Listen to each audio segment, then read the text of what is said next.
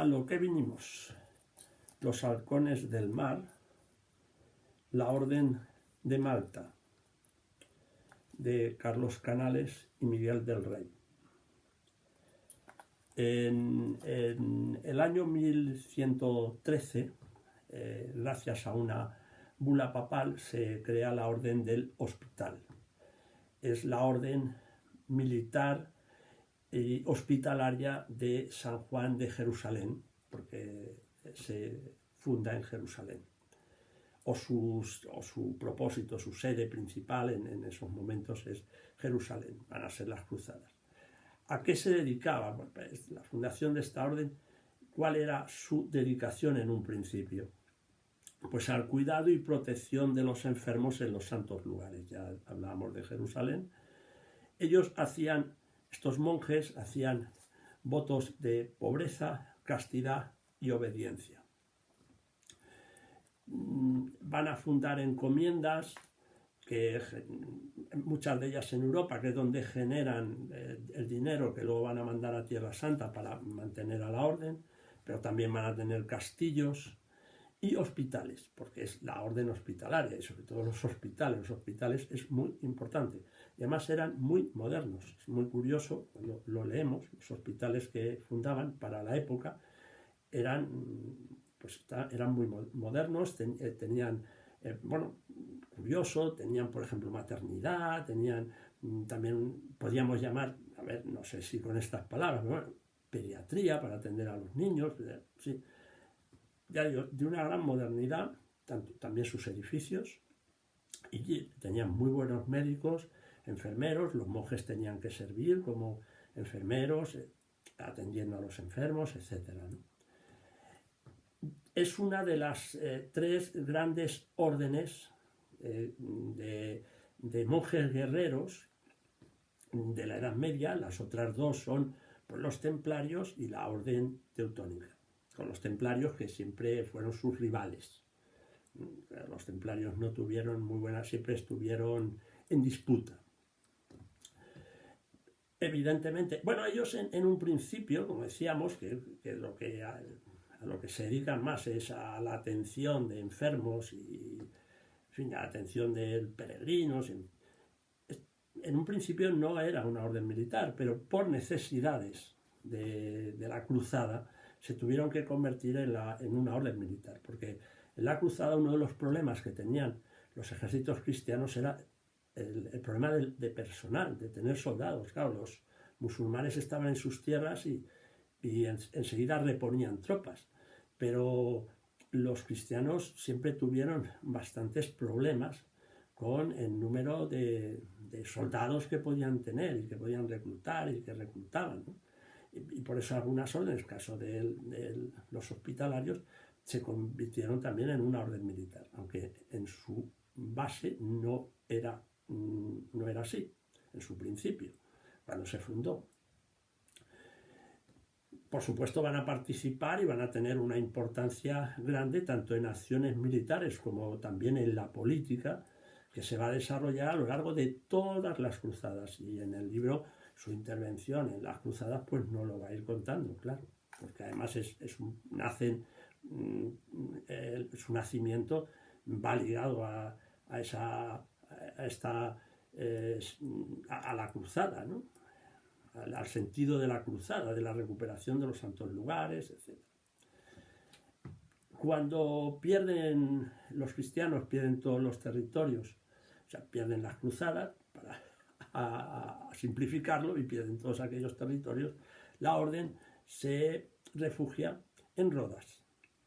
Ahí crea vamos a llamarlo así, su reino, ¿no? Su nación, porque se creó como nación, como un reino, de una orden, de la orden de Malta, primero en Rodas. Ahí ya van a empezar a desarrollarse como caballeros del mar.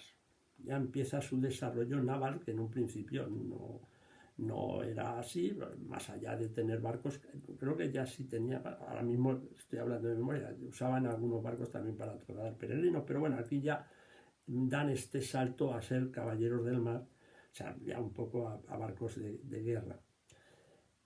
Cuando pierden Rodas, tienen un tiempo que están errantes, buscando dónde establecerse, dónde establecer ese nuevo reino, vamos a llamarlo reino, o ese nuevo estado, mejor dicho reino, ese nuevo estado, y va a ser el rey Carlos I de España, bueno, más conocido por el nombre del emperador Carlos V, quien, llegando a un acuerdo con ellos, etcétera, que luego este acuerdo va a quedar un poquito diluido, ¿no? O sea, va a llegar a un acuerdo para cederles Malta. Aquí en este acuerdo aparece el famoso halcón maltés.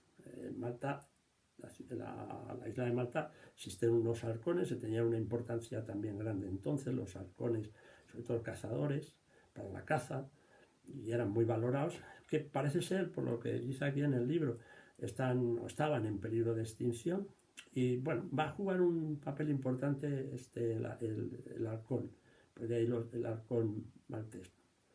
Pero esto lo cuenta el libro, no lo voy a contar yo. Como decíamos, les cede Malta, que de ahí luego le va a venir el nombre, claro. Y ahí van a estar siempre enfrentados a los turcos, van a dominar esa franja mediterránea, van a tener un dominio marítimo de esa franja mediterránea, que a los reyes cristianos, con su lucha con los turcos, pues les venía muy bien. Ellos vivían pues de hostigar a las naves turcas, controlaban el comercio, lo cual les desazona, con lo cual les dio mucha riqueza. Decíamos, hostigaban a las naves turcas, practicaban un poco, diríamoslo así, la piratería, y por eso digo que eso les enriqueció bastante, pero claro, los turcos evidentemente pues atacaron Malta, sufrieron varios asedios, en fin, es un estado absoluto de guerra, continuamente. En el siglo XVIII es cuando les va a venir, con la llegada sobre todo de la Ilustración, les va a empezar a venir su decadencia, porque, entre otras cosas, decíamos, con la llegada de la Ilustración no tenía mucho sentido, y la razón, ¿no? El siglo de las luces, de la razón, no tenía mucho sentido una orden militar de corte medieval. O sea, va perdiendo sentido y va ir viniendo su decadencia. Y ya, claro, la caída absoluta pues es a finales del siglo XVIII, en 1798, justamente, cuando caen en manos de Napoleón. Y Napoleón ya finiquita este poderío de la orden, ¿no? O sea, la orden va a ir perdiendo su carácter guerrero, por supuesto, va a perder parte de sus riquezas, pero va a ir intentando buscar dónde instalarse, porque no deja de existir. Bueno, ahí hay un momento en el que acuden a la ayuda de Rusia, y Rusia va a tener una importancia, el zar de Rusia, en la orden de Malta. Pero esto, dentro de la orden, va a generar mucha polémica, y de hecho parece ser que la orden ahí se escindió. ¿Y polémica por qué? Pues porque el zar de Rusia, aunque acude en su ayuda y les hace promesas y le va a ceder territorios, etc., el zar de Rusia son ortodoxos, y esta es una orden eminentemente católica. Entonces, y ahí ya sabemos estas diferencias, ortodoxos católicos, esta rivalidad, en fin, y no lo va a contar, pero bueno, Rusia tiene una importancia enorme, ya digo, que incluso llega la orden a escindirse. La orden ya, con el paso del tiempo, pues se va a ir transformando, y diríamos que se va a ir convirtiendo en lo que podríamos decir, no sé si modernamente se puede decir así, pero bueno, para entendernos, en una especie de ONG cristiano-católica.